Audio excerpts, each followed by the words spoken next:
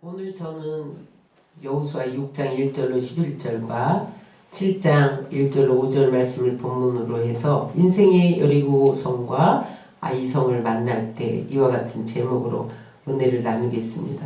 우리가 인생을 살아가다 보면 종종 장애물을 만나게 돼요. 어떤 장애물은 도저히 우리의 힘으로 통과할 수 없는 그러한 장애물을 만날 때도 있어요. 잘 나가다가 갑자기 암초에 부딪혀서 우리가 탄 배가 좌초되려는 위기를 만날 때가 있는 것을 종종 볼 수가 있습니다. 오늘 우리가 읽은 본문에도 이스라엘 백성들이 가나안 땅을 정복하는 길 위에 첫 관문에서 여리고성이라는 장애물을 만나고 그 다음 단계에서 아이성이라는 장애물을 만난 것을 볼 수가 있습니다. 그런데 저들이 하나님의 도우심으로 여리고성은 정복을 했어요. 무너뜨렸어요. 그런데 아이성은 그야말로 아이처럼 작은 성을 공격했으나 실패했습니다. 우리는 오늘 여리고성의 공격에서는 어떻게 승리를 거두었으며 아이성에서는 어떻게 실패했는가를 살펴보므로 우리가 인생의 여리고성과 아이성을 만날 때에 대처해 나가는 지혜를 얻으시기 바랍니다. 여러분, 우리가 인생길을 건너라면 내 힘과 능으로 도저히 불가능한 일들을 가능케 하는 역사를 체험하게 돼요. 이게 여리고성의 승리입니다. 내 힘으로 안 되는 것이 하나님이 나와 함께 하시기만 하면 불가능이 가능케 되어지는 것을 믿으시기 바랍니다. 이게 오늘 여리고성이 우리에게 주는 교훈이에요. 그런데 문제는 성공 다음이 문제예요. 성공한 다음에 사람들이 기고만장하는 수가 있어요. 그래서 성취감에 도취되어서 자만심에 빠질 때가 있어요. 그러다 보면 여러분 눈이 어두워져요. 판단력이 흐려져요. 그 다음에 나에게 승리 주신 하나님을 잊어버려요. 전혀 생각지 않아요. 하나님을 의지할 생각도 하지 않아요. 그러다 보면 자신이 하나님이 됩니다.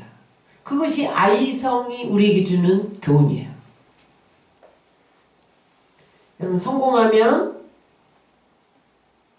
기고만장하기 쉽고 실패하면 의기소침하기 쉬워요. 근데 오늘 우리는 성공할 때도 기고만장해지지 않도록 마음을 다스려야 되고 실패할 때도 의기소침하지 않도록 마음을 다스려야 계속해서 승리할 수 있다는 거예요. 여러분, 우리의 인생길에 지금 어떠한 장애물이 있습니까? 오늘 이 여리고성과 아이성이 우리에게 주는 교훈을 통해서 여러분 승리하시기를 주의 이름으로 축원합니다. 먼저 여리고성의 승리에 대해서 살펴보겠습니다. 저들이 어떻게 해서 여리고성에서 승리했느냐? 따라서 하나님을 바라보는 믿음을 가져라. 3절로 5절을 다 같이 읽겠습니다. 너희 모든 군사는 그 성을 둘러 성주위를 매일 한 번씩 돌되 엿새 동안을 그리하라. 제사장 7은 7 양각 나팔을 잡고 언약궤 앞에서 나갈 것이요 7째 날에는 그 성을 7번 돌며 그 제사장이 나팔을 불 것이며 제사장들이 양각 나팔을 길게 부르고 나팔 소리가 너에게 들릴 때에는 백성은 다 큰 소리로 외쳐 부를 것이라. 그리하면 그 성벽이 무너져 내리니 백성은 각각 앞으로 올라갈지니라. 아멘. 이스라엘 백성들이 이제 광야 40년을 끝내고 요단강을 만났을 때 하나님의 도우심으로 요단강이 홍해처럼 갈라져요. 그래서 무사히 건넜는데 그 다음에 보니까 초롱성벽 여리고성이 버티고 있는 거예요. 근데 오늘 본문 말씀은 여리고성이 아예 굳게 닫혀 있었다. 아주 요동치 않고 탁 닫혀 있는 거예요. 아무도 못 들어와. 닫혀 있는 거예요. 이것은 무엇을 말하냐? 절망감을 말합니다. 여러분, 우리가 왜 인생의 장애물을 두려워합니까? 우리를 절망시키기 때문에 그래요. 그런데 이스라엘 입장에서 볼 때는 참 난감했죠. 저 굳게 닫힌 문을 열 방법이 없는 거예요. 무기도 없지요. 군사도 없지요. 응? 근데 성벽 위에는 보니까 강한 군대들이 진치고 있었다는 거야. 문은 닫아놓고 성벽 위에 군사들이 진쳐있고. 여러분, 이들의 가나안 길, 땅을 가는 길에 여리고성을 만났던 것처럼 우리의 인생길에도 여리고성을 만날 수 있다는 거예요. 여러분, 여리고성은 두 가지로 우리 앞에 나타납니다. 내 안에 있는 여리고성이 있어요. 또 내 밖에 있는 여리고성이 있어요. 내 안에 있는 여리고성은 뭐냐 하면 자기도 해결할 수 없는 모난 성품이 우리 인생길의 여리고성이 돼요. 응? 좋지 못한 성격. 그게 여러분 우리 인생길의 여리고성이에요. 여리고성은 밖에서만 있는 게 아니에요. 내 안에 여리고성을 무너뜨리지 못하면 승리하지 못합니다. 가장 중요한 건 자신이에요. 은혜를 받았는가 싶었는데 순간적으로 화를 내고 은혜를 쏟아버리는 성품. 이게 내 여리고성이 될 수가 있어요. 이제 다시 하지 말아야지 결심했는데 결심대로 이행하지 못하는 나. 이게 여리고성이 될 수가 있어요. 자기를 속이고 남을 속이고 그런 것이 내 인생의 또 여리고성이 될 수 있어요. 남이 잘 되면 견딜 수 없는 시기심, 질투, 우유부단한 성격, 그런 것들이 내 인생길의 여리고성이 될 수 있어요. 이것들은요, 우리가 영적으로 성숙하고 하나님을 닮아가는데 방해되는 장애물이에요. 그뿐만 아니라 도저히 내 힘으로 무너뜨리기 어려운 내 밖에서의 여리고성이 있어요. 그게 뭐냐면 때로는 육신의 질병이 될 수도 있고 가난이 될 수도 있고 어떤 배우지 못함 뭐 이런 것도 될 수 있고 때로는요 사람이 여리고성이 될 때가 있어요. 특별히 가까운 가족, 부모가 여리고성이 될 수도 있고 자식이, 아내가, 직장 동료가, 상사가, 친구들이 내 인생의 걸림돌이 될 수가 있어요. 이런 것들은 자기 힘으로 무너뜨릴 수 없는 여리고성으로 우리 앞에 버틸 때가 있다는 거예요. 그러면 어떻게 해서 그 여리고성을 무너뜨리냐? 이것이 관건인데 오늘 본문에 보니까 여호수아가 누구의 지시를 받고 있었냐는 거예요. 5장 13절에 보니까 갑자기 여리고성을 앞두고 칼을 빼어든 여호와의 군대 장관이 여호수아 앞에 나타났어요. 13절을 읽겠습니다. 여호수아가 여리고에 가까이 이르렀을 때 눈을 들어본즉 한 사람이 칼을 빼어 손에 들고 마주 서 있는지라. 여호수아가 나가서 그에게 묻되 너는 우리를 위하느냐 우리 적을 위하느냐 하니. 여기 뭐예요? 칼을 든 이스라엘 백성은 칼이 없어요. 근데 한 사람이 구척장수가 칼을 빼어들고 여호수아 앞에 탁 서 있는 거예요. 그래서 너는 적이냐 아군이냐 뭐 이렇게 물었어요.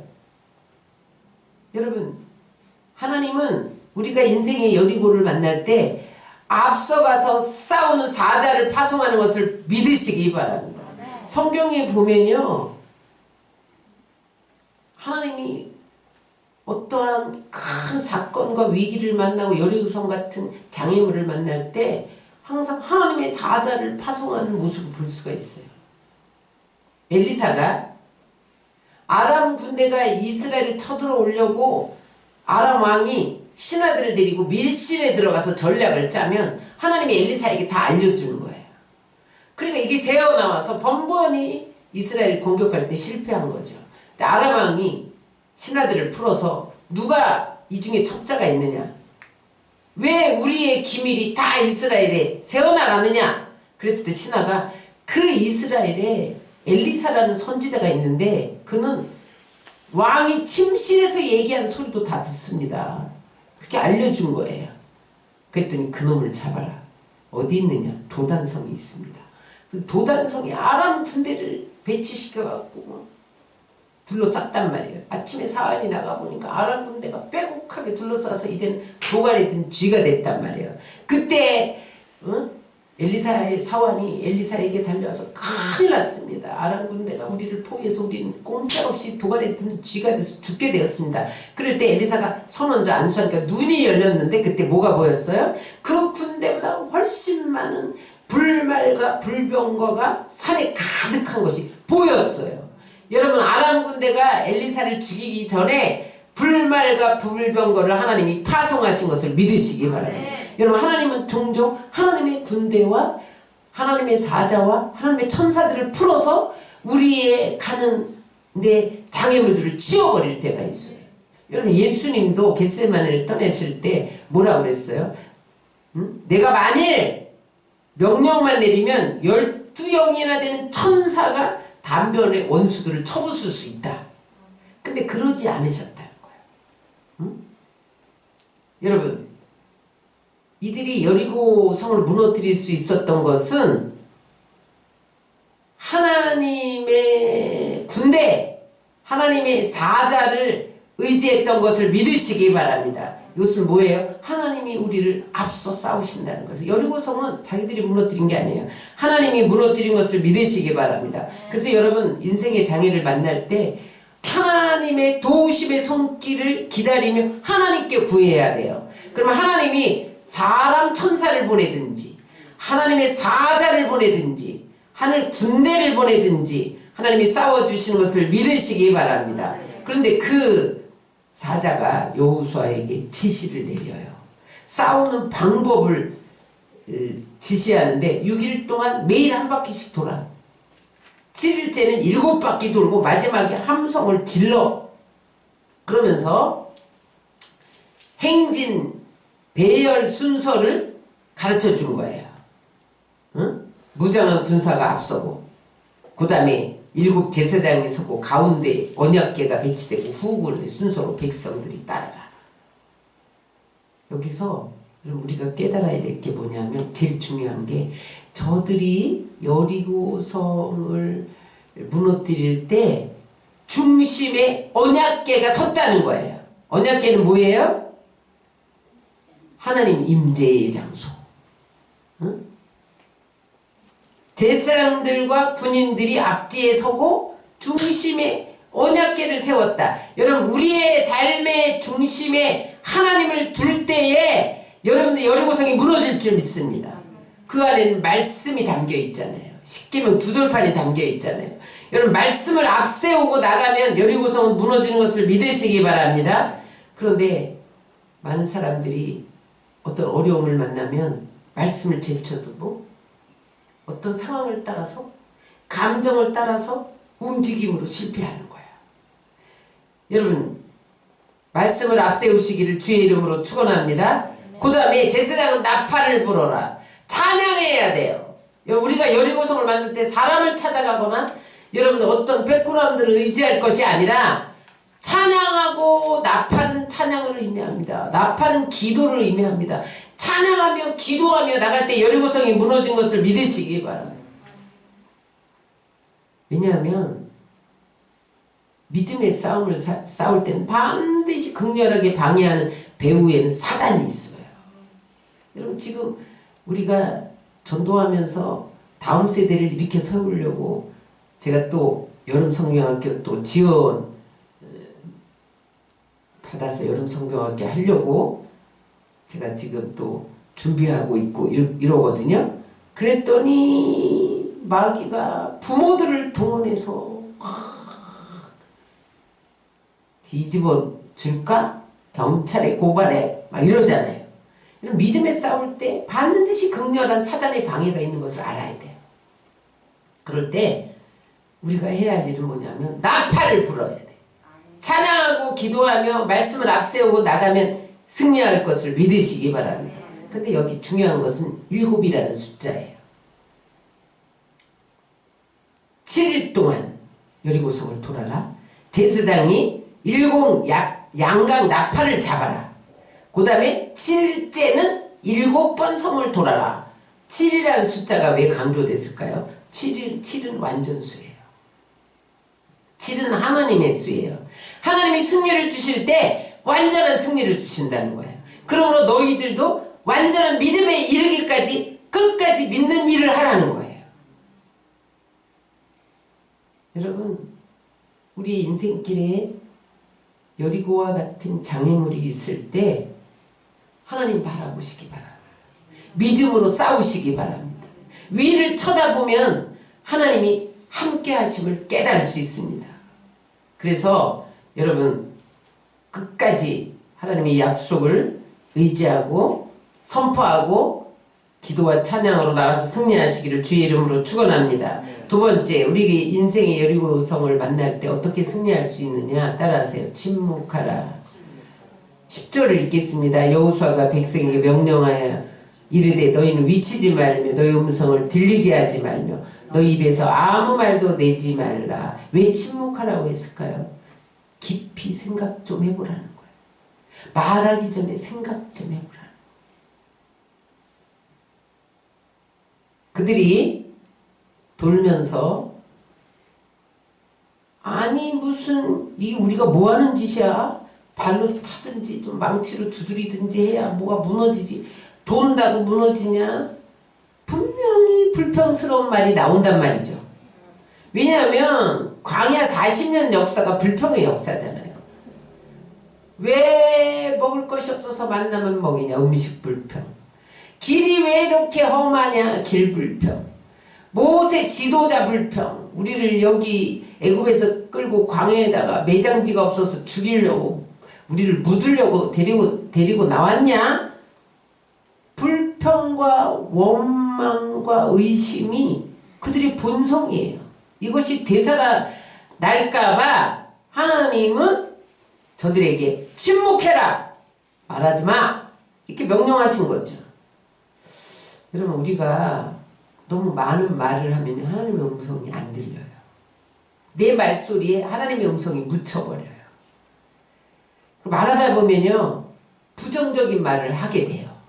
그러다 보면 하나님이 일하실 수가 없어요. 통로가 막혀요. 그리고 그 불평의 말 속에 사단이 틈타요. 사단이 와서 휘저거려요. 하나님 기적을 일으키려고 하는데 불평과 불만 때문에 그르칠 때가 많아요. 그래서 하나님은 초장에 그 불평을 제거하시려고 침묵해. 그리고 뭘 바라보라는 거예요? 하나님의 음성만 들으라는 거예요. 여러분 우리가 인생의 여리고를 만나면요 사람에게 말하고 싶어져요. 사람 찾아가서 떠들고 싶어져요. 그럴 때 침묵하시기 바랍니다. 하나님의 음성에 귀 기울이면 승리하는 것을 믿으시기 바랍니다. 세 번째 따라하세요. 우리의 인생의 여리고를 만날 때 하나님 명령에 순종하라.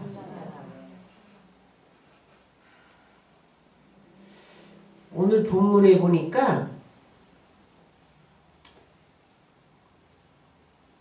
매일 6일 동안 몇 번씩?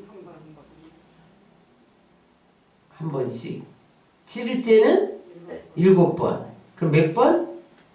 13번을 도는 동안 12번 반까지 돌았어도 금도 안 갔어요. 아니 12번에 4분의 3 돌았는데 흙 먼지도 안 났어요. 아 무너질 것 같다 흔들거린다. 하나님이 어떤 사인도 주지 않았어요. 아니면 구퉁이가 조금씩 무너져 내렸다? 전혀 그런 현상이 없었어요. 13번 돌고 마지막 함성을 여리고야 무너져라 외칠 때 무너진 것을 믿으시기 바랍니다. 이것은 무엇이냐면 우리가 말씀을 순종할 때 무슨 징조가 나타나지 않아도 끝까지 순종하라는 거예요. 우리는 말씀을 순종하다가도 아무런 징조가 나타나면 낙심해요. 계속 순종해야 되나? 금이라도 가든지 흙 먼지라도 날리든지 구퉁이라도 조금 무너지든지. 여러분 우리는 중단하려고 해요. 순종을 계속할 수가 없어요. 전도하는데 야 이거 뭐 경찰에 고발당하면서 전도해야 돼? 이런 생각이 든단 말이에요. 어?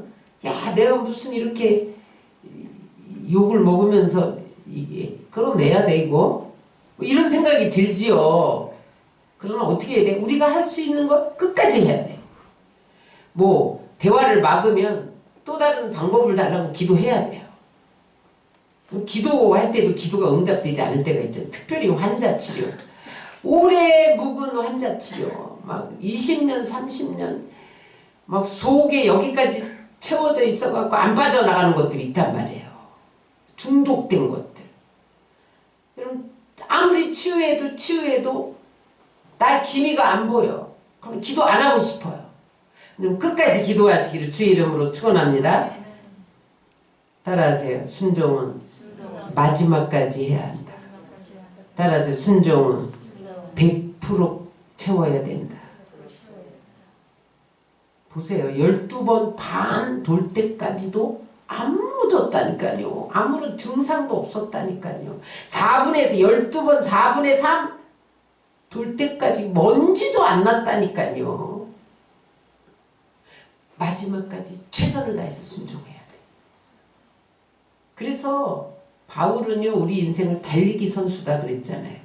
달리기 선수는 아무리 1등으로 가도 골인 지점까지 안 들어가면 실격이에요.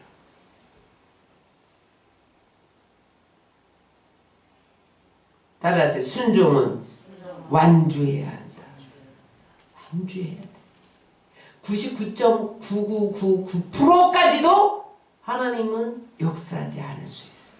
마지막 0.0001%를 감당할 때 여리고성이 무너지는 것을 믿으시기 바랍니다. 성경에 보면 순종이 제사보다 낫다는 말씀이 계속해서 나와요. 여러분, 아브라함이 언제 그 믿음을 인정받았어요? 마지막 이삭을 드리기까지 순종했을 때 이제야 내가 나를 경외하는 줄 아노라. 너를 보게거는 믿음의 조상. 이렇게 된 거예요. 요단강을 건널 때도요, 법궤를 맨 제사장들이 먼저 들어가, 물살 막 거슬려서 들어가, 빠져 죽어도 들어가. 거기 순종했을 때 갈라진 거예요. 홍해를 가를 때도 그냥이 아니에요. 그냥 백성들이 먼저 물속으로 들어가. 그 다음에 네가 지팡이 내밀어. 그걸 순종했을 때 갈라진 거예요. 만약에 나 죽을 것 같은데요, 못 가요. 홍해는 갈라지지 않아. 요단강은 갈라지지 않았어요. 가나의 혼인잔치에 물이 어떻게 포도주로 변했습니까? 하인들이 아구까지 채우라는 명령을 받고 결례통 이 흐드레기 이 물에 끝까지 아구까지 채울 때 떠다 줘라 이렇게 됐단 말이죠. 따라하세요. 순종은 온전한 순종, 끝까지 순종이다. 우리는 한 번쯤 몇 번쯤은 할 수 있어. 근데 끝까지 안 하면 기적은 일어나지 않습니다. 여리고성은 무너지지 않습니다. 여러분, 그러므로 여리고를 만날 때 끝까지 순종하세요. 세상적인 방법, 내 힘 다 내려놓고 내 삶의 중심에 하나님을 모시고 침묵하며 하나님 명령에 귀를 기울이고 끝까지 순종해서 여리고성이 무너지는 것을 체험하시길 주의 이름으로 축원합니다. 그 다음에 이제 아이성 전투에 실패한 원인에 대해서 우리가 알아볼 터인데, 이 초롱성벽 여리고성이 무너졌단 말이에요. 근데 이 사람이요, 승리 후에는 하나님이 하셨음을 바라보면 실패하지 않아요. 근데 우리가 이겼다, 우리가 성취했다, 그 성취감에 취해서 자만심이 생겼어요.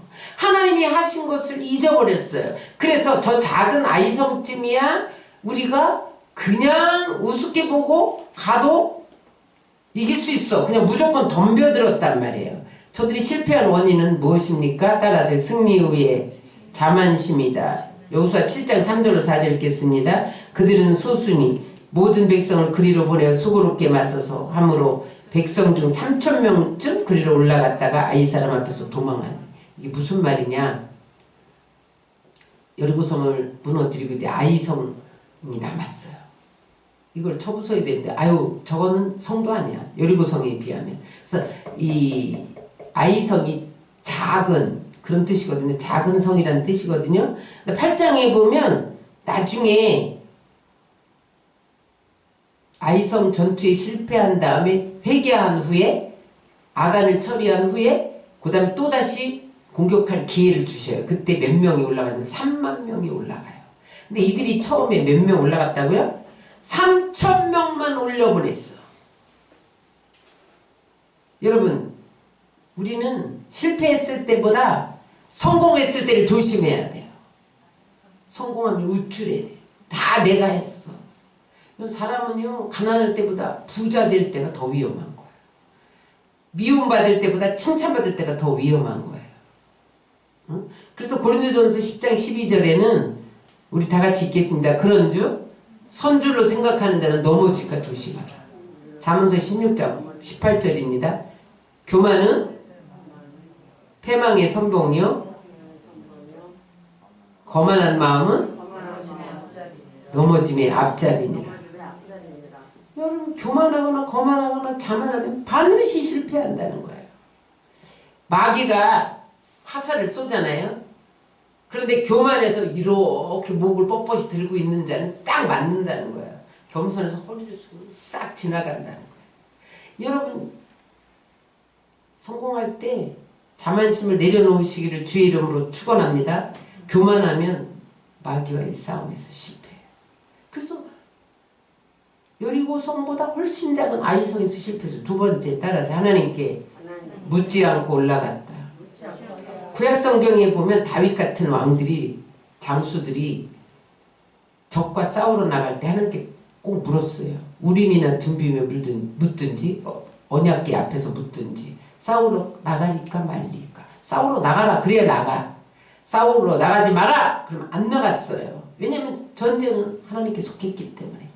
그런데 오늘 여리고성을 함락시킨 후 의기양양해서 하나님께 묻지 않고 그냥 나가. 우리가 여리고성도 무찌렀는데, 내가 무찌렀는데 무슨 아이성은 묻지 않고 나가도 돼.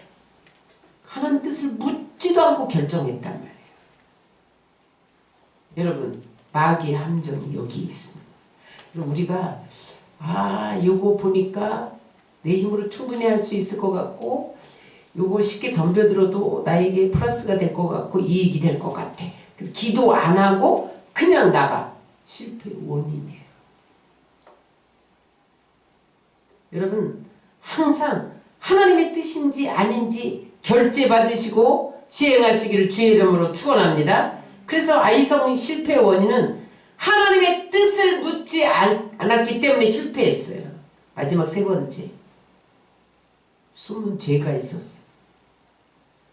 7장 16절 18절을 다 같이 읽겠습니다. 이에 여호수아가 아침 일찍 일어나서 이스라엘을 그 지파대로 가까이 나오게 하였더니 유다 지파가 뽑혔고, 유다를 가까이 나오게 하였더니 세라 족속이 뽑혔고, 세라 족속의 남자를 가까이 나오게 하였더니 삽디가 뽑혔고, 삽디의 가족 각 남자를 가까이 나오게 하였더니 유다 지파 세라의 증손이요 삽디의 손자여 갈미의 아들인 아간이 뽑혔더라.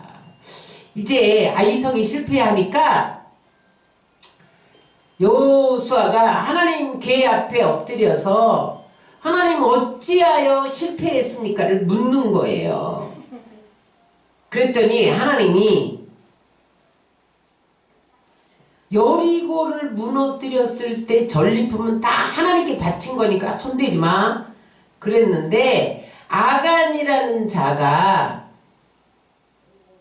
시날산 위투 밍크코트 하나와 금덩어리를 훔쳤다는 거예요. 그것이 원인이라고 가르쳐 줬는데 당장 처리해라 그러지 않고 그 자가 누군지 제비 뽑아라 그랬어요. 그래서 여호수아가 제비를 뽑는 거예요. 왜 그러냐? 하나님은 죄를 지을 때 당장 처리하지 않고 제비 뽑는 과정에서 회개의 기회를 주신 거예요. 너 지금이라도 회개해. 지금이라도 회개해. 여러분, 우리 안에 죄가 있으면 아무리 내 힘으로 능히 해결할 것 같은 문제도 해결할 수 없다는 거예요. 죄를 회개해야만 그 작은 아이성이 무너졌다는 거예요. 여러분, 우리가 실패한 모든 원인은 죄 때문이다 이렇게 일반화시킬 수는 없어요. 죄가 아닌데도 얼마든지 실패한 상황이 성경에 나와요. 욥을 보세요. 욥은 죄를 안 지었는데도 뭐 하루아침에 재산 다 잃어, 자식 다 잃어, 자기 몸에 병들어, 친구들이 와서 정죄해, 아내는 욕하고 죽어라 떠나. 여러분 죄가 없어도 욥은 그랬잖아요. 의인임에도. 여러분 예수님 무슨 죄가 있어서 십자가에 달리셨겠어? 우리 죄 때문에 달리셨지. 그래도 십자가의 고통을 당했잖아요. 사도들도 마찬가지야. 아무 죄도 없는데 복음 전하는 것 때문에 핍박받고, 우리가 전도하는 것 때문에 욕을 먹고, 아무 죄 없어도 얼마든지 고난당할 때가 있어요. 예수님도 날 때부터 소경된 자에게 누구의 죄입니까? 제자들이 물을 때 부모의 죄도 아니야, 이 사람 죄도 아니야. 하나님 영광을 위한 거야. 나사로가 죽었을 때도 뭐라 그랬어요? 하나님의 영광을 위한 죽음이다. 제자들이 광풍을 만날 때도 죄 때문에 만난 게 아니었어요. 그러나 어떤 죄 때문에 실패가 온 경우도 성경에는 많이 기록되어 있어요. 대표적인 것으로 북이스라엘이나 남유다가 아수르와 바벨론의 포로로 끌려가서 멸망당한 것은 우상 숭배의 죄, 불의의 죄 때문이었어요. 요나가 풍랑을 만난 것은 적국 아수르에 가서 회개를 외치라는데 불순종한 죄 때문이었어요. 여러분, 그러므로 여러분, 우리는 어떠한 여리고성과 같은 아이성과 같은 그러한 장애물을 만날 때 혹시 죄 문제가 아닌지 하나님 앞에 물어야 됩니다. 여러분, 하나님은 계속해서 아간에게 회개의 기회를 줬는데 제비 뽑으면서 범인을 찾을 때까지 회개하지 않았어요. 야, 지파대로 뽑는다. 아가나 너 오기 전에 빨리 회개해. 족속대로 뽑는다. 너 오기 전에 회개해. 가족대로 뽑는다. 너 오기 전에 회개해. 안 해? 그럼 가족의 남자만 마지막 뽑는다. 너 걸려. 그럴 때까지 회개 안 했어. 나중에 드디어 아간이 뽑히잖아요. 여러분, 오늘 여기에서 우리에게 주는 메시지가 있어요. 따라서 죄는 아무리 숨겨도 반드시 드러난다. 아간이 위투 한 벌과 금덩어리를 훔칠 때 밤에 시체들 다 즐비한 그곳에 시체 속에 있는 거 금덩어리 가져왔어요. 시체가 있고 있는 시날산 위투를 벗겨갖고 왔어요. 아무도 본 적 없어. 그래서 자기는 야, 완전 범죄야. 근데 그걸 누가 보고 계셨어요? 하나님이 보고 계셨어요. 다윗이 밧세바를 범하고 우리아를 죽이면서 간음하고 살인한 죄를 아무도 본 적 없었어요. 근데 하나님이 보고 계셨어요. 그래서 나단을 보내서 책망하잖아요. 아나니아와 삽비라가 재산을 팔아서 일부를 감추고 일부만 헌금 드리면서 다 드립니다. 거짓말했을 때 베드로를 통해서 하나님이 그 죄악을 책망하지. 하나님이 보고 계셨다는 거예요. 요나가 여러분 다시스로 가는 배를 타고 배밑창에 숨어 있는데 하나님 풍랑을 가지고 와서 찾아내잖아요. 하나님이 드러내려면요 거기 다 드러나게 돼 있어요. 설령 이 땅에서 숨겼어. 하나님의 심판대 앞에 다 드러납니다. 고린도후서 5장 10절입니다. 시작. 이는 우리가 다 반드시 그리스도의 심판대 앞에 드러나 각각 선악간에 그 몸으로 행한 것을 따라 받으려 함이라. 우리 마지막 때 그리스도의 심판대 앞에 다 서요. 근데 그때는 하나님이 다 선악간의 한 행위를 다 드러내신다는 거예요. 네가 이렇게 선한 일 했구나, 상급. 내가 이런 일, 악한 지옥 나는다. 이 땅에서만 심판받기 전에 회개할 기회를 주시는 거예요. 아간은 제비 뽑히자 그때서야 자신의 죄를 고백했어요. 근데 그건 회개가 아니에요. 하나님이 드러낸 거예요. 회개 안 하면요 제비 뽑아서 하나님이 드러내. 계속 덮어, 또 덮어, 또 덮어, 또 덮어. 유튜브에 뜬 거 덮어. 그럼 신문에 나. 이 인터넷 신문에 나. 일간지를 덮어. 나중에는요 하나님이 일간지, 그 다음에 PD 수첩에 나, 그 다음에 텔레비전 방송에 나요. 하나님이 수위를 높이는 거예요.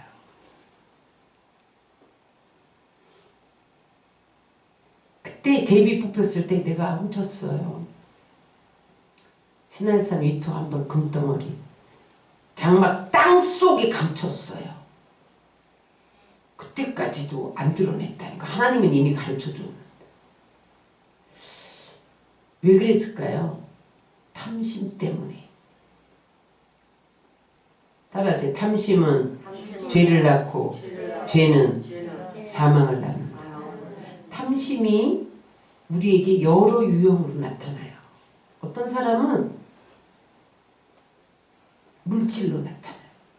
어떤 사람은 정욕으로 나타나요. 어떤 사람은 명예로 나타나요. 어떤 사람은 권력으로 나타나요. 근데 이 탐심이 어떤 유형으로 나타나든지 그 안에 하나님이 없어요. 하나님이 없기 때문에 다른 걸로 채우는 거야. 물질로 채워, 정욕으로 채워, 명예로 채워.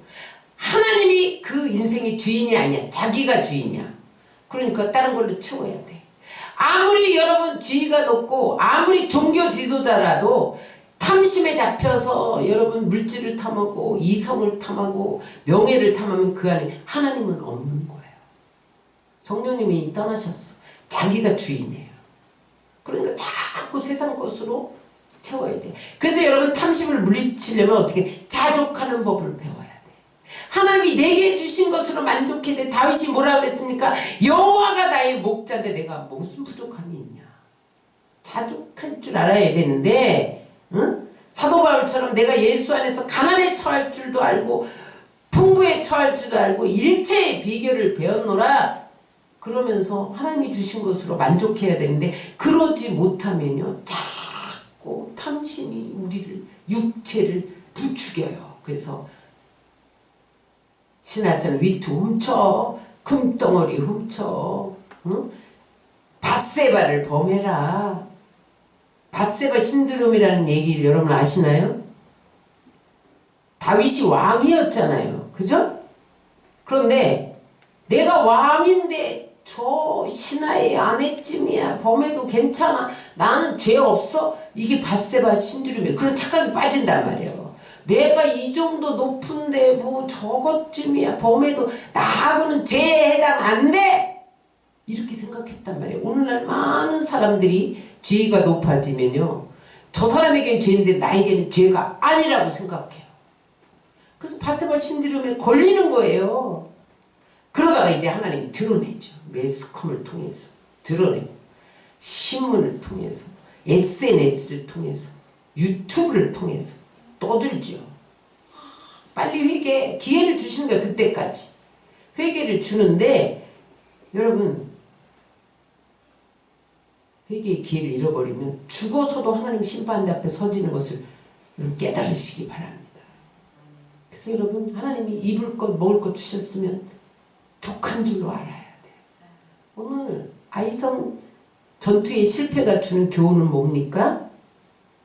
모든 문제를 하나님 앞에서 해결해야 된다. 그들은 자만해가지고 묻지도 않고 공격했잖아요. 근데 여호수아가 옷을 찢으면서 개 앞에 엎드려서 하나님 원인이 무엇입니까? 우리가 무슨 죄 때문에 졌습니까? 하나님 앞에서 물을 때 하나님이 일어나라. 어째 이렇게 엎드렸느냐? 그 원인과 해결 방법을 가르쳐 주노라. 아간이라는 자가 하나님의 것을 도둑질했다. 그 아간뿐만 아니라 그 처자, 그 다음에 가축 다 끌어다가 아골 골짜기에서 돌로 쳐 죽이고 불살라라. 그래야 내가 다시 아이성을 공격할 기회를 주고 승리할 것이다. 방법을 가르쳤어요. 원인이 뭐예요? 죄 때문이었어요. 하나님 앞에 엎드리면요 하나님이 원인을 가르쳐 주세요. 여러분 우리가 인생길을 가다 보면 억울한 일을 당할 때가 있어요. 원수를 갚고 싶을 때가 있어요. 그런데 그것을 내가 하나님 앞에 해결하려고 하지 않고 내가 들고 사람 쫓아다니면서 해결하려고 들면 실패하는 것을 믿으시기 바랍니다. 그때 하나님 앞에 엎드려 기도하면 하나님이 이상한 방법으로 해결해 주시는 거예요. 내가 생각지도 못한 방법으로 해결해 주시는 거예요. 그러므로 여러분 어떠한 아이성을 만날 때, 실패를 만날 때 여러분들이 하나님 앞에 엎드리시기 바랍니다. 그러면 하나님이 해결해 주시는 거예요. 아이성 전투가 주는 두 번째 메시지는 뭐냐면 탐심을 조심해야 된다는 거예요. 탐심을 조심하지 않으니까 자기만 망한 게 아니야. 처자식 무더기로 장사 지내. 그 다음에 뭐예요? 이스라엘의 백성들이 실패해서 36명이나 죽었어. 아이성 전투에서. 죄는요 무서운 결과를 가져올 뿐만 아니라 연대성을 가지는 거예요. 공동으로 심판을 당한다니까요. 그래서 탐심은 우상숭배예요. 돈을 사랑함이 일만하게 뿌리예요. 그러므로 여러분 탐심은 심령을 어둡게 만들어요. 그래서 여러분 예수님 뭐라 삼가 탐심을 물리쳐라 그러셨잖아요. 말씀 정리합니다. 오늘 여리고성을 만났을 때 어떻게 승리했냐? 저들이 하나님만 바라보는 믿음을 가졌다는 거예요. 하늘 군대를 의지하고 언약궤를 앞세우고 말씀을 앞세우고 기도하며 찬양하며 나갈 때 승리했다는 거예요.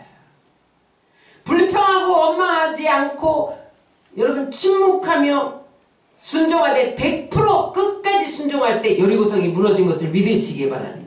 아이성의 실패 원인은 뭐였어요?